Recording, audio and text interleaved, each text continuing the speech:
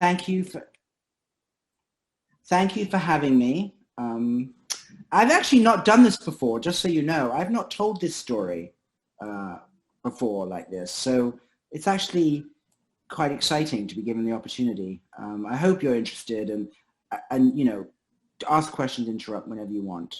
Okay. All right. So I'm a neurologist, and I am very interested in brain repair. This is just a plot to give you some sense of the challenge, both economically on the y-axis and prevalence on the x-axis. So there are over 6 million people at any given time suffering from a stroke in the United States, and the cost of stroke alone is in the hundreds of billions. And that's not just for stroke, that's true for TBI, traumatic brain injury, dementia, they all occupy, and then there's Parkinson's disease, spinal cord injury, and multiple sclerosis. But you can see that there are lots and lots of neurological conditions, and they all are badly in need in innovative approaches to repair and recovery.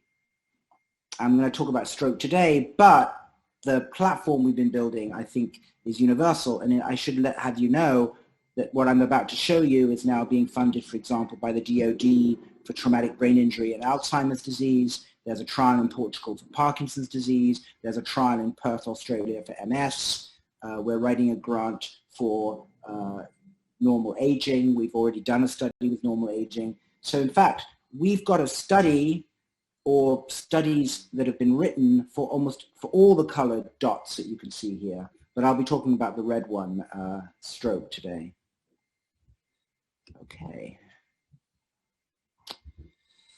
So the challenge is what I said. Okay. So I know this seems like a non sequitur, but I promise you it isn't. Can you all see this? Yes. Interesting video. So this is a mouse reaching for a pellet before it becomes skilled at it. But I think it's extremely important to realize just how good at prehension and what nice little hands even mice have. And this is a video from Steve Zeiler, who had a K award with me here at Hopkins. He's an associate professor now, and I'll be showing some of his work.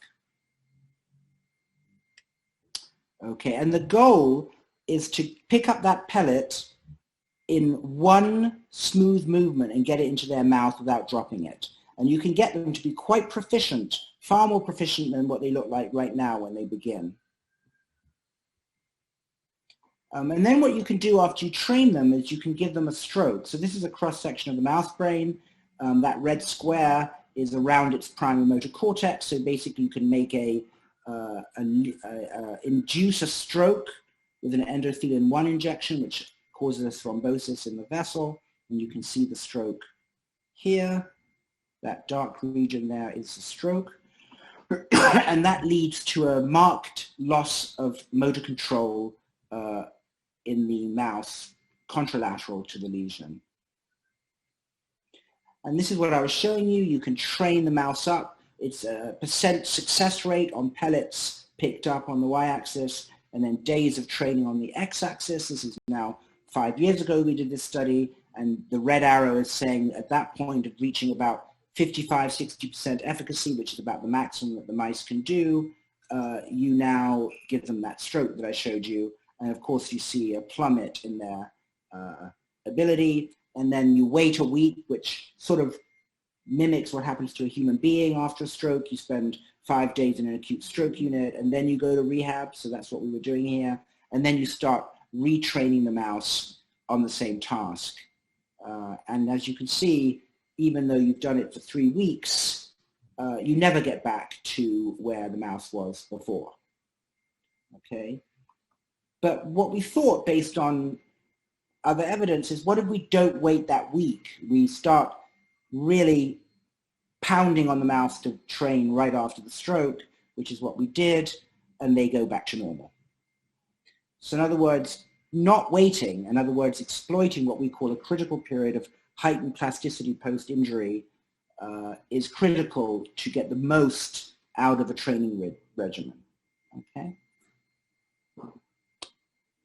Now, we also know from the mouse literature that enriched playful environments promote general recovery. So the mouse on the right, you could say, is in a hospital room, more like a cage, and that's what I think some hospital rooms are, to be quite honest with you.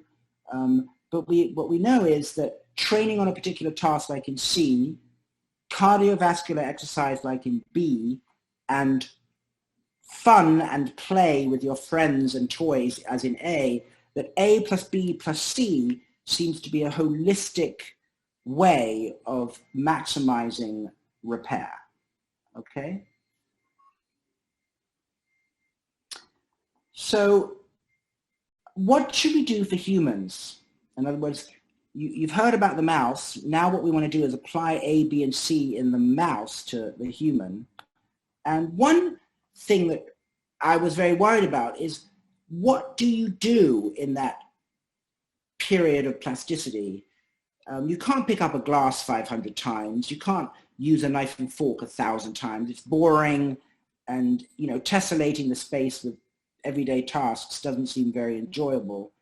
But what this study showed, this was done back in 2009, and this is before wearables reached their level of sophistication we have today.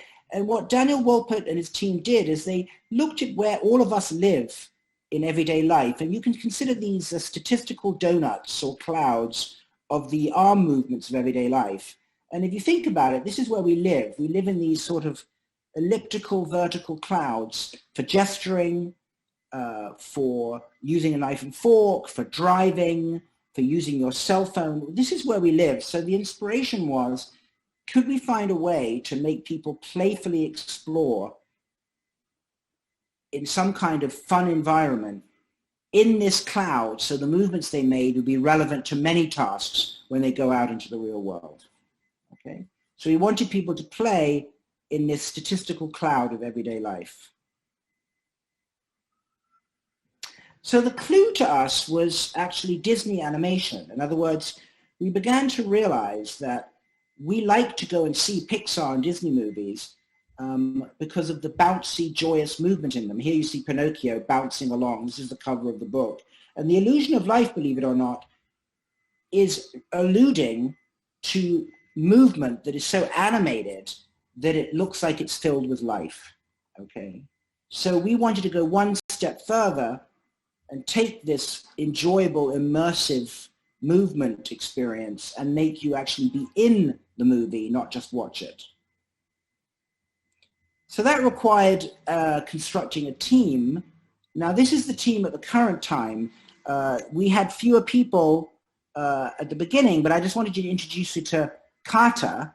Kata is the name of the design studio that we built adjacent to my more conventional neuroscience lab, BLAM. Okay, and Kata is a Japanese term for form and style and choreography. If you look on the red wall there, there's a little calligraphic Japanese dolphin. That is the symbol for Kata. I want to linger on this because to do the kind of work that I'm discussing needs a very different type of team in a university setting, and even a very different incentive model. Okay, so on the left, in the middle, is Omar Ahmad, who's the director of Kata, and he got his PhD actually in computer science at Hopkins, also spent time at Disney as an Imagineer.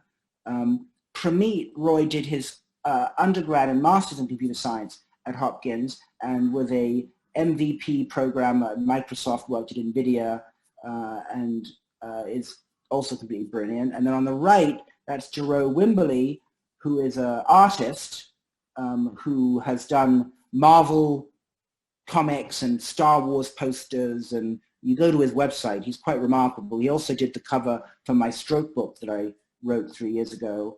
And so you need animators, artists, programmers, and then on the left, the new additions, Boma, David, Mickey, Sandra,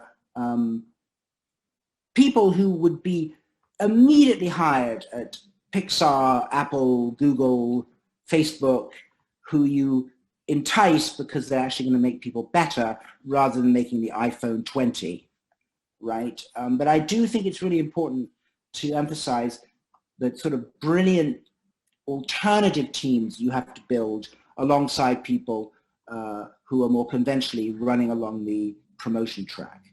I'm happy to answer questions about how difficult that is. And then Sandra is the Kata therapist who interfaces between the nerds and the patients. Now, this is the story. So I had a grant from the McDonald Foundation when I came from Columbia in 2010, and I wanted to come up with new treatments, and I was given, I don't know, it was maybe $6-7 million to try something, both in terms of studies and in terms of development. And we began, and when I met Omar and Pramit at Hopkins in 2011, I actually went looking for people on the Homewood campus, and I met them. And the first thing we did is we started to build on the App Store a game. So the game on the left was called I Am Dolphin, and you could get it on the App Store, and people played it, and it actually got really favorable reviews. It actually won some silver medal for best game. But we were doing it not to make lots of money with an app, but to crowdsource with gamers what kind of dynamic, fun game should we build that might actually then translate over to patients. Okay, so this was a strange but I think fun move that we made, which is we sort of made a game on the App Store. We actually went out to Apple and we crowdsourced. Okay, and that was the first game. Then we built a second game, Shark Eater's Rise of the Dolphins, which was like the sequel. And this is what one of the screens looks like. So you basically have to be a dolphin or a killer whale, and you need to eat fish and avoid sharks, and it gets progressively more difficult. And that's Cthulhu, based on the monster in Lovecraft. That's the hardest to beat, the Great White. Okay. We also got a lot of press, actually. So, you know, this was an article profiling me on the left in the New Yorker, and this was a video and an article profiling me in National Geographic. Now, I'm not showing these, I promise, to sort of show off. I'm saying that it's an interesting part of this process, you know, raising philanthropy, assembling a team, building games that go out into the commercial world, getting interest. I mean, it's all part of the process. This cannot just be about publishing papers. And this was quite organic. We certainly didn't go looking for this coverage, but, you know, word got out as I gave talks and things like that. And then, along the way, we formed this startup company. It was called NMI and then became MSquare. And when we built this company, there was a fork in the road. There was either go the venture way yourself, in other words, maybe find angels or VCs and start from scratch, or find a strategic partner that might have the resources to help you do the science and engineering without you having to be business people as well. And so it's a long story, and we can talk about it offline or in the question session, but basically we decided that we would like to be acquired by a company that was bigger than us and in this space, which was MindMaze. So this is the coverage we got when we sold to MindMaze. You know, again, there was some interest, but this happened back in 2018, so not that long ago. So just to recap, money from a foundation to do grants, money from within Hopkins to supplement that, some philanthropy, creating the team, creating the games, creating the company, beginning to see how we would actually spin it out. And then it got to this point where MSquare is now part of MindMaze, which is a Swiss unicorn in the neurorehab space. So this is the trial that we did, the first trial with Bandit the dolphin.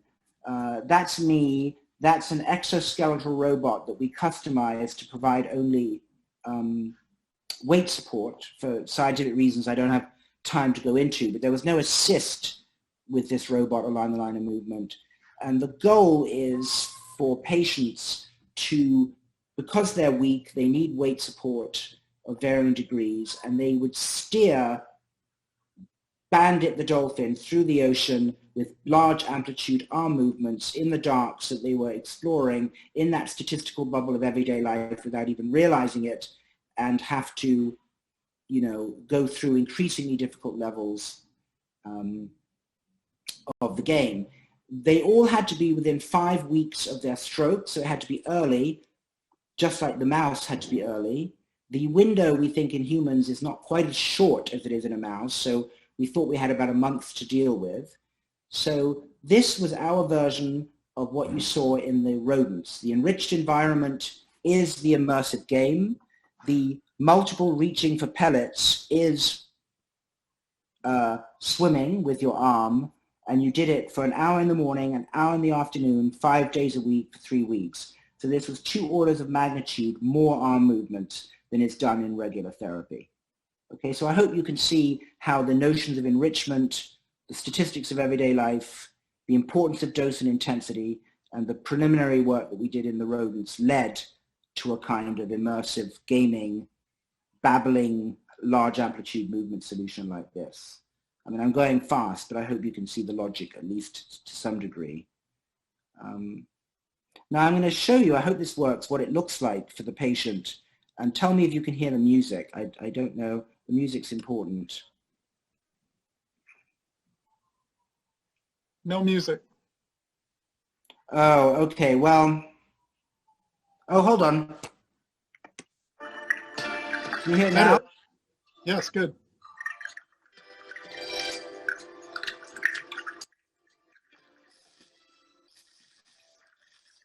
So you steer the dolphin. So I think you can see it's very beautiful and almost amniotic.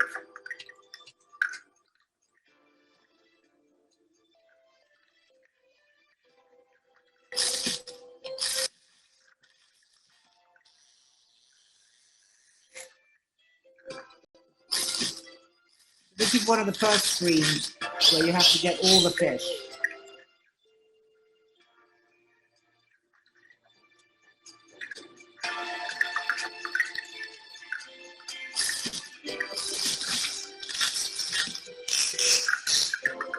You get the idea. And, you know, it gets more dangerous and difficult with sharks and, you know, you can imagine.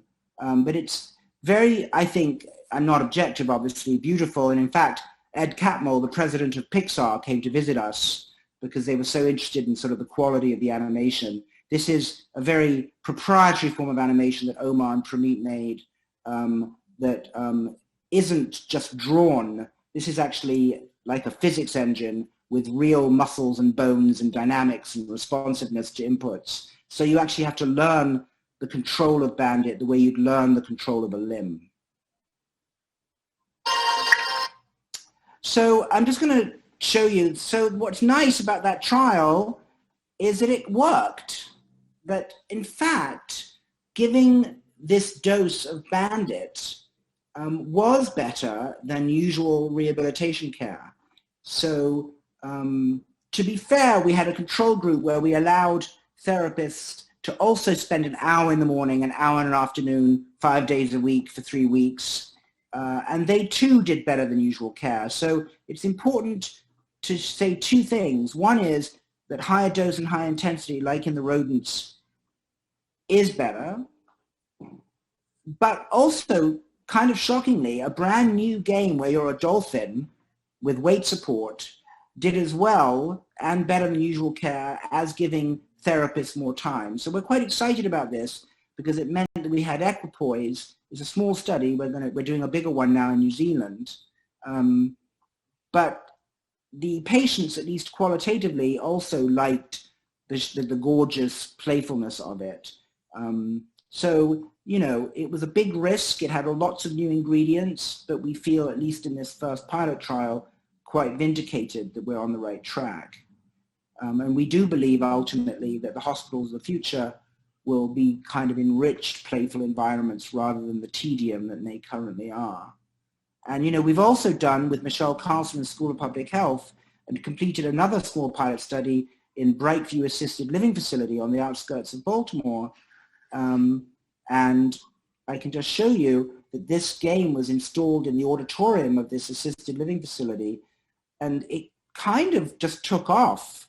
I mean, they all played this. They got this dolphin themselves, that they made a trophy for everyone who finished the study. It was 12 weeks long. So there's something, whether you're young, middle-aged, or older, about doing immersive gaming that is really, you know, promising in my view. John, are these at Brightview, are these stroke? No, this is just for healthy aging. Mm-hmm. So I'll talk about that in a minute. So the summary is, you know, immersive animated behavioral experiences can promote brain repair after stroke.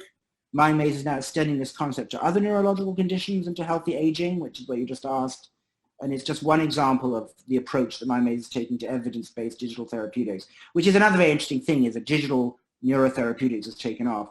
But this was done with Michelle Carlson, in the assisted living facility, to promote cognitive robustness. And the DoD are now funding us to try and see whether this will prevent the onset of Alzheimer's in war veterans with traumatic brain injury. Are you going to say more about the outcome measures and the evidence on healthy aging? Okay, so it's still in progress, but what Michelle has told me is that even though we did this as a feasibility study, they did it 3 times a week for 45 minutes to an hour for 12 weeks, but the results are positive. There was actually an increase in the speed of psychomotor processing and an increase in grip strength, which is a marker of frailty. So to my surprise, even though there were only, I think, 17 patients, not patients, healthy elderly in the study, quantitatively there was a signal, and qualitatively they just loved it. In fact, they've requested to have the game left at the facility now that the study is finished. So there's something about the mixture, as I showed you with the rodents, playful sociality and enrichment, cardiovascular exercise, and complex cognitive movement. That trio seems to have holistic effects, both on physical fitness and cognition. So that's the direction we're going. And I'll stop there. I know that was long. Okay. No, that was great. Thanks, John. Oh, that was not long at all. Can I ask a crazy follow-up question? You showed how beauty and form and joy and fun, you know, can have positive effect. Have you or anyone looked at how stress or work or, you know, trouble, but just like instead of having fun, just having to get this done, does this have positive effect, negative effect, no effect? What has a negative effect? Rather than having fun, you know, by way of these things and seeing beautiful form, you know, working hard to survive, accomplish a task, experiencing negative stress. You mean did people find this stressful or difficult? Yeah. Is that? No, I meant that rather than having fun as a therapeutic, actually having a negative stressor. But yeah. Yeah, I mean, you know, there's a lot of work on reward versus punishment to make people do things. I think that we feel like you want to be challenged, you want to feel like you might lose, but you've got to make sure that you're in a sweet spot of around 60 to 70% success so you don't just get fed up and stop. In other words, it's extremely important for this to be fun because whoever changes behavior wins, right? I mean, we all know that people go to the gym at New Year and then because they have a resolution and then they stop. 40% of gym memberships, people never go. They just finance the other 60%. So you have to find a way to make something that lasts. And think about it. Video games, you buy one and then you buy another one, you finish. With sport, you play all your life. You go to the park at the weekends. So there's something fundamental about designing a sport rather than a game. And we consider this a neuro sport rather than a game because you want to keep doing it all your life. And we, so it's all a work in progress. But, one last fact, in the WHO have revealed that the over 65 population, which is the largest growing population in the world, half of them basically do no exercise of any kind after the age of 65. Think about that. All right. Thanks, John. That was really wonderful. I encourage everyone to unmute your Zoom and let's clog the audio bandwidth with thanks for Dr. Krakauer. We have plenty of time for questions and discussion, and I won't take the first. I've already taken a few. Please, anyone from the audience, questions? Just unmute yourself. Yeah, hello. Yep, Shane, can you hear me? Yes, Yes. Yeah, hello. Hey, it's nice to be back. I don't think I was able to attend the other ones due to coursework, but I'm free now. So I did my undergrad at Hopkins, and I actually visited the BLAM lab while I was there. I was wondering... Yeah, it was pretty fun. I actually tried the game itself, and it just felt so cool using the it's not quite a robot, but the arm itself. Yes, yeah. Mm-hmm. And so in other words, I'm very glad because it means that you can at least say that actually it is fun, that I'm just not grossly exaggerating. Yeah, it was both fun and cool. Like, I liked playing the game, but there was just something tactile and really amazing about actually being one with that arm and having it move with me. Mm. So while I was there, I met somebody called Dr. Olds. I don't know if you've met him or if he's still around. So yeah, of course, Kevin. I didn't put a picture up of him. So yeah, Kevin was a genius engineer from Hopkins who was instrumental in not only helping us with the SMARTS 2 trial, but also helped us invent other devices and other instruments to use, which I haven't had a chance to talk about. But unfortunately, Kevin died about 4 years ago. So we lost him under circumstances that I don't want to really talk about today, but it was very tragic. But yes, Kevin was one of the most wonderful, brilliant people I ever had the privilege of meeting, actually. Yeah, same. And I still remember and miss him. Yes, yeah. Anyway, thanks for mentioning him. It's always I should have talked about him. But I'm very glad you mentioned him. Yeah, no problem. I have a business question, if I may. Yes, of course. You are an MD and PhD and dedicated in the lab and clinic, and you formed a company. And so you're faced with a question of your day job and who is going to do the heavy lifting of startup work and be a CEO and president, or maybe that's too conventional a model for Kata. Can you say a few words about how you balance this fundamentally a commercialization effort, if I can call it that, versus your clinical and scientific work? How did you balance that, and what did you take on yourself, and what did you not take on yourself? Yeah, I mean, so that's just the heart of it. And when I get asked that question by people like you, I'm always a bit, how do I put it? It's always a bit surreal because I don't know quite how we made it all happen because it's so hard. I mean, Hopkins was not traditionally, it's not Media Lab, it's not Stanford, right? There's no seed fund at Hopkins.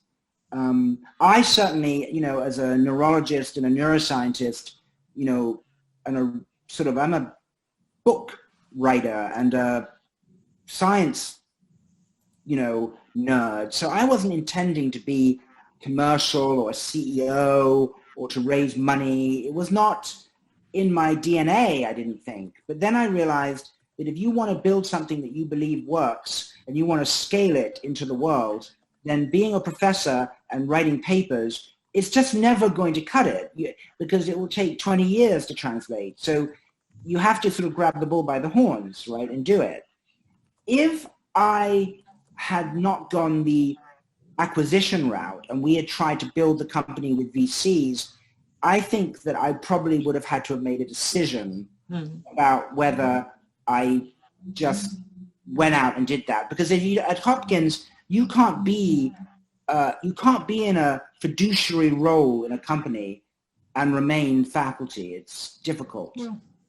Well, I think it's difficult. I mean, there are ways, but basically I wanted to avoid having to be the front person, CEO, fundraising, and doing seed rounds, and I kind of avoided that through the acquisition. Mm-hmm. But it has been a challenge nevertheless, right? Because in the end, you have to be the one that talks about the science and talks about what you're doing. And luckily, Lam and Kata are very fused, and I'm in charge of the trials and the design, and then other people now at the company take care of the commercial side. So I've managed to sort of dodge a bullet in a way and stay scientific and clinical without huge amounts of CEO-like activity, although that has changed a little bit recently because I was asked to be the sort of advisor to the company that bought us overall, and that's changed the game a little bit. But in general, I think I managed to avoid spending lots and lots of time on the road trying to raise money. Yeah, that seems to be, the good advice of doing what you love and what you're best at. But with some exceptions of scientists who can actually take on growing their business.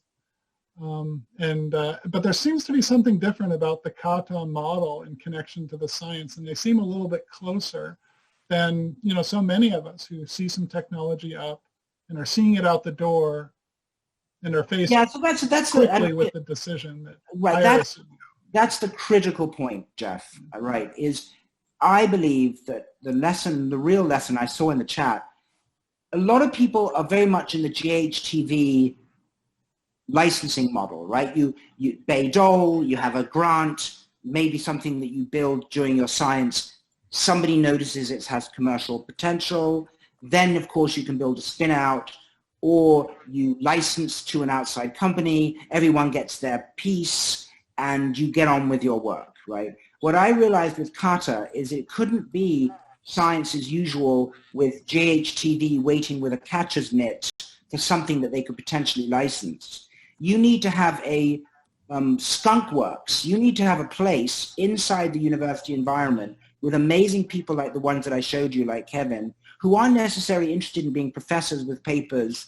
They want to build cool stuff, but they don't want to build iPhones. They want to do something to help people. And I think the big struggle for me, and answering the person in the chat, is that it's still difficult for universities to realize that there should be a third type of person, not just academics and administrators and clinicians, a fourth type, I should say, but really smart engineers, artists, creators who should be welcome in the university space and ways found to pay them so that you can begin to have a creative environment inside the hospital, right? And that's what has continued to be a struggle. I think it's the right way to go, and when you're going to need to find some method to have that creative talent inside the university, but outside the traditional promotional pathways.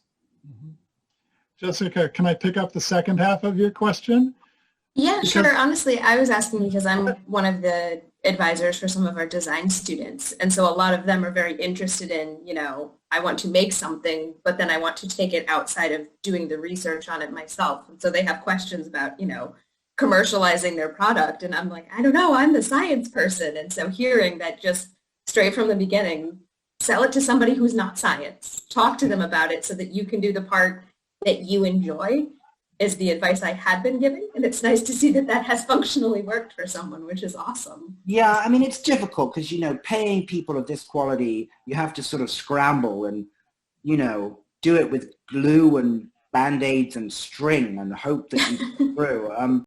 So it is difficult. I mean, I think we're going to have to find a way for universities to have this third way where it's amazing, right, to have those beautiful nerds cheek by jowl with a therapist, a clinician, a scientist, all seeing the patients together. I mean, having engineers on rounds, having an artist on rounds. I mean, that kind of consilience where the arts and the sciences come together, you know, it's just not the norm. And when you do it and look, you don't know me, but I am fairly stubborn and like to push things forward, but it is a struggle to keep a team like that together. And it sounds lovely now when I summarize it, but there were all sorts of lows along the way. I mean, it's not easy. It is not easy. Well, your company was acquired, and that's a very good way to move it forward. I think many of our inventors around here would like that to happen, but it's not a common path. Can you talk about what led up to that acquisition? Yeah, it's interesting. So there were a number of companies that stalked me for years. They wanted to get hold of me in some way. And I'm not in any way trying to be immodest. It's just that I was in this space and there were robotics companies, other companies, and this company was sort of stalking me for several years. And I wasn't really interested. I wanted to keep building. And then eventually we realized that there were three potential ways that we could go. Some wonderful billionaire philanthropists would just bankroll us, but that's extremely difficult to have happen. Two, you form a company yourself and you just go through the seed rounds. But I didn't really want to go the VC route because the runways were too short. And then this company finally said to me, look, we want you and what you're doing, and we negotiated it. But there were companies other than MindMaze that were thinking of maybe grabbing us. And in the end, we chose this one. But it wasn't a one-off, actually. That's what I'm saying to you. There was quite a lot of interest in us, believe it or not. Can you, just for the group here, you said the VCs, the runway was too short. Could you explain what that means and why it was a concern? Yeah, it's okay. So in other words, we had a lot of VC interest. There's one in California that's particularly interested in neuro, and there were others. But this is what they say. They come to you and they go, what's your product? And you say, well, we're not just one product. We're a platform and we're ideas, and we want to keep generating golden eggs. We're more like a goose than an egg.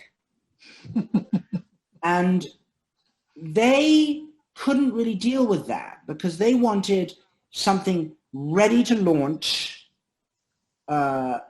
already with a business plan, and they weren't so interested. They wanted us to be a device company more than a software platform, right? So they would say, you guys are very innovative. We love what you're doing, and we want to give you more space. But then they would say, this is what the ownership we want. This is what we expect deliverable in the next 3 years. So they always spoke open, but they always acted closed. And what I've found is that unless you find these particularly interesting VCs who are early investors, right, most of the time they just have you under the gun. And look, the company that bought us is a startup itself. It's a unicorn, and they are constantly struggling, right? So in a way, we just punted the problem onto our parent company. But I have to tell you, in the healthcare space, when technology is involved, the VCs have a consumer mindset. They don't like science and evidence, although that's changed recently, but they want somehow to have a consumer level hit with a medical device. And it's very difficult to do that. Apple had me out several times when HealthKit came out, right? And they wanted somehow to get into the healthcare space on the iPhone and put all the regulation and responsibility onto the app itself, and they would just be the platform, right? So healthcare and gaming and digital therapeutics and tech is particularly difficult, right? Because they want to have an Angry Birds like hit, right? It's very strange, right? I don't know what it is, but it hopefully it will change over time. You know, Achille have done a good job, right? With what they, with their FDA approved game that they've just got approval for. But I know Adam Ghazali, who's one of the founders of Achille, really well, and I can tell you it was a difficult climb. Right? Please VCs are just difficult. Yeah. Please unmute if you have questions. Yeah, I sense there are plenty of more questions out there. I see Dr. Osgood and family. I'm always here in spirit, if not in physical presence. I had a question. Could you summarize, again, I know you've gone through bits of this, the process of funding a project that obviously cost quite a bit of money, putting together the equipment, the personnel. You've got very intelligent personnel in the project. How did you acquire those people into your company? I'm a clinician. I'm engaged in technology. I want to develop a similar sort of project over the next 10 years. How do I do that from a standpoint? So, as I said, I got this grant from the James S. McDonald Foundation when I first moved from Columbia to Hopkins. So they actually gave, as I said, it's about $6 million, I think, to sort of do a study, hire some people. And then that grant, I had written that I wanted to develop a video game. So that was in there. Then I went to Homewood and found Omar and Prameet. I had some money.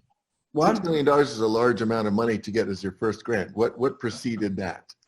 Oh, well, that was just R01s and I just got, it's interesting, I was approached by that foundation, John, would you do something crazy? So I'd already, your question's a really good one in so much that I had a certain reputation that was more scientifically conventional that I could cash in to do something dangerous.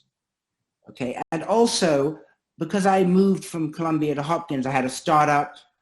So I had a little reserve to try and do something dangerous with my startup, with the money from the foundation, and then the Brain Science Institute, Jeff Rothstein put some money in, Ron Daniels put some money in. So we got, and then I got some philanthropy from outside philanthropists. So we basically cobbled it together with grant money, startup money, internal Hopkins money, and some philanthropy to do that, right? And the neurology department, Justin MacArthur, the chair of the neurology department, also was very supportive. So in other words, to be honest, I owe to a lot of different sources belief in that. And it was everything, all those things sort of lumped together to keep them. And then, then the company came and some people are now paid by the company. But it was a zig and a zag all the way, honestly. Does that, I know it's vague. No, it's perfect, actually, because it actually, when you say there are a bunch of R01s, so for us as clinicians, an R01 is an achievement, especially as a surgeon. You can have a surgical practice and an R01 generally. Can you back up, even in your time at Columbia, what were some of the key steps as a clinician in getting R01s and getting grant funding and gaining that reputation before you got that initial? Yeah, oh my gosh, this is actually quite personal, but it's good to ask. I was lucky that when I got out of, when I got out of residency, I then essentially disappeared for 6 to 7 years to do an extended postdoc in neuroscience. And I was lucky because I got an NIH fellowship that I could use at Columbia, and then I got a K award right away. So I was never clinically that busy, even as an assistant professor at Columbia. And because I was I was believed in, I got tenure in the neuroscience department and in the neurology department. People sort of believed in me. They thought there was something about me that gave me a little bit of a break. It's very difficult. I wish I could just say it was all due to my amazingness, but it wasn't. It was actually, people thought that there was something that I could do. So I was protected in research, starting right away as junior faculty, and then continued to write grants. And so my clinical responsibilities were always quite low. So really, I was a neuroscience professor in a neurology department doing some clinical. Did you see? Because my science was human-based science, there was much more of a meld between my clinical interests and my more conceptual neuroscientific interests. So I managed to sort of create an unusual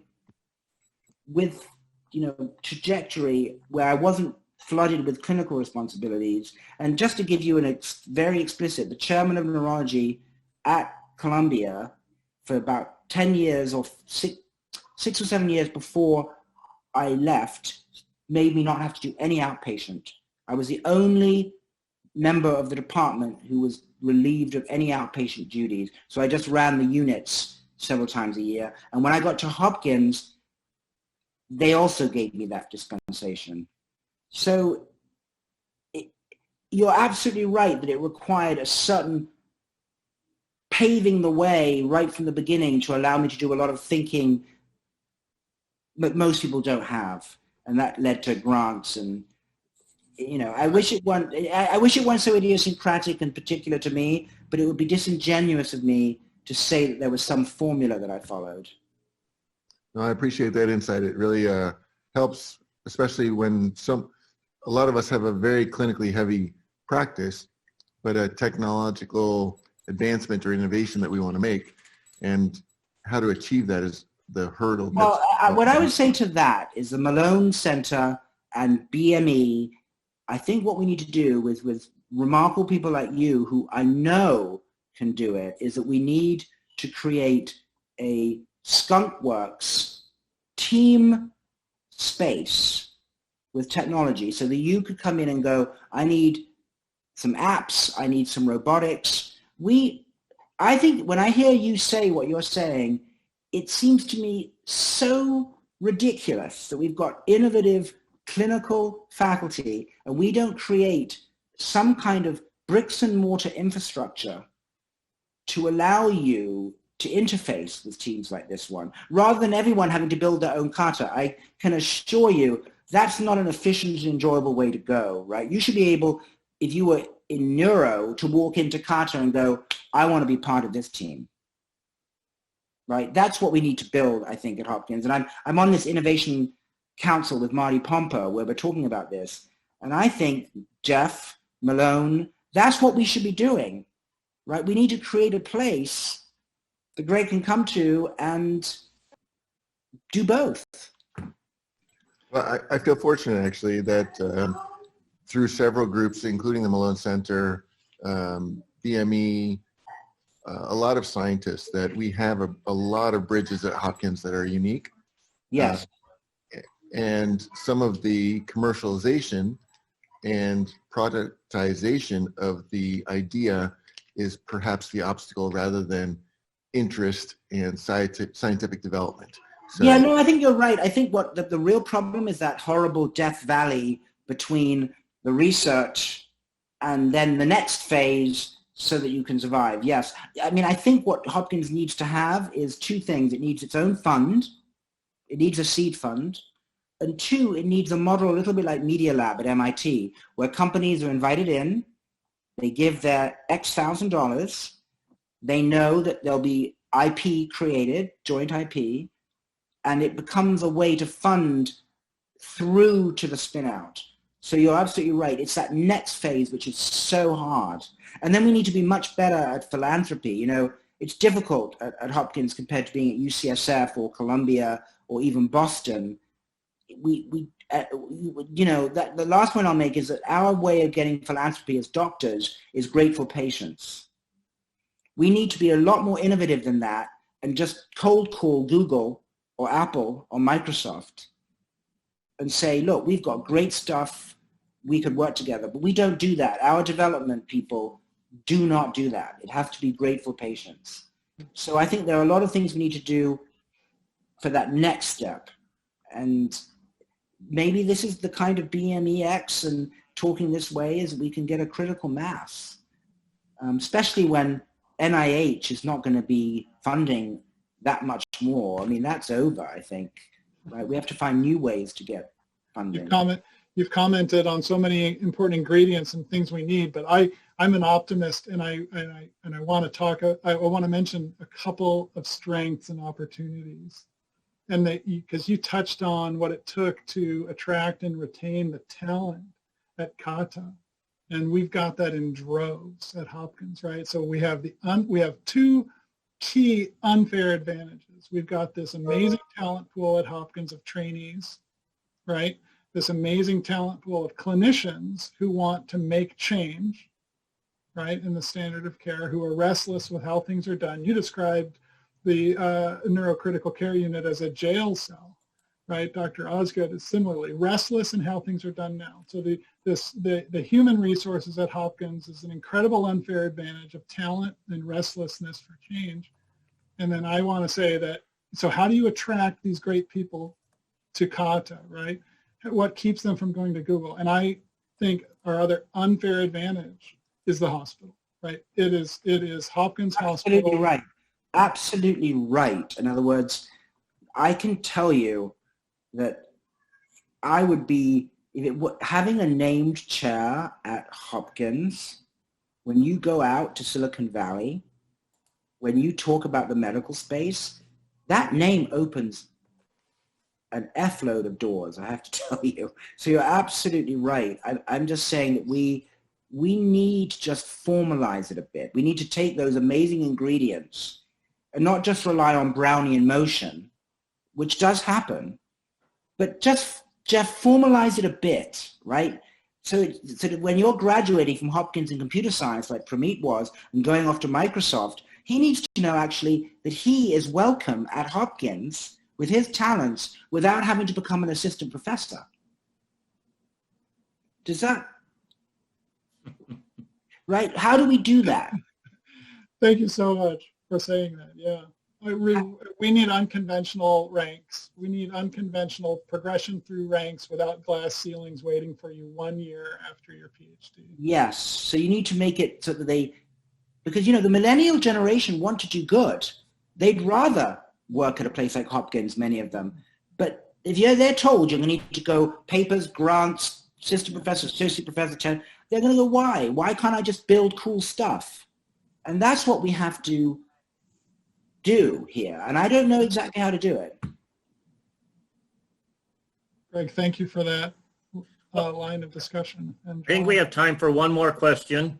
Yeah, we do. And if you're leaving, yeah, go ahead. I have one.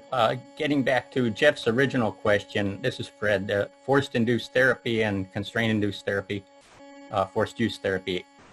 From what I know, it doesn't have to be fun. Anything that forces the involved limb is going to be therapy and therapeutic for the rehabilitation and the plasticity. Well, you know, there are a number of things to be said about that. Right. First of all, forced use is just another form of task-oriented therapy, right? It's mainly focused on task accomplishment rather than quality of movement. What we wanted is for people to make movements that were not tied to conventional everyday tasks. Also, it's true that the original constraint-induced movement trials were asking people to do 6 hours a day of treatment, but compliance was difficult. So That's the beauty of your system. yeah, so and also what we're noticing is something more holistic. Rehab is more like doing a drill, right? You practice backhands or forehands. Patients want to play a whole match.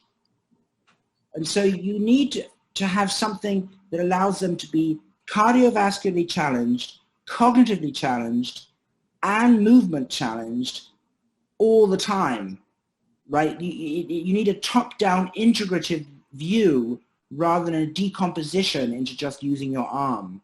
So I'm not against some task-oriented therapy, but I'm beginning to realize based on frailty, aging, that what seems to work is something where you get everything thrown at once. And that's why people like sport. You know, I was interviewed in 2013 by Time magazine. They asked me whether LeBron James should be allowed to be called a genius. They said, isn't it just his muscles and his height and his size? And, you know, I've written a lot about this issue, and I said, of course he's a genius. Sport is a cognitive and motoric challenge.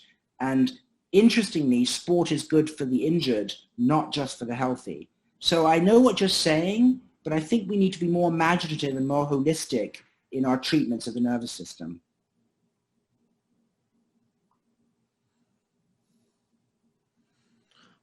Well, thank you. If we can unmute now, we could applaud our speaker here. And if you'll check the survey before you leave, but thank you. Thank you, and I hope that wasn't all too much. I feel like it was a big data dump, but I hope it was all somehow helpful. Thank you, John. All right. Take care. Thank you. I think it was Thank great. you so much. Bye, everybody. Have a great evening. Okay. Thanks, Bye, Chuck. all. Okay. Bye. Okay, thank you. Bye. Yep. Thank you. Bye-bye.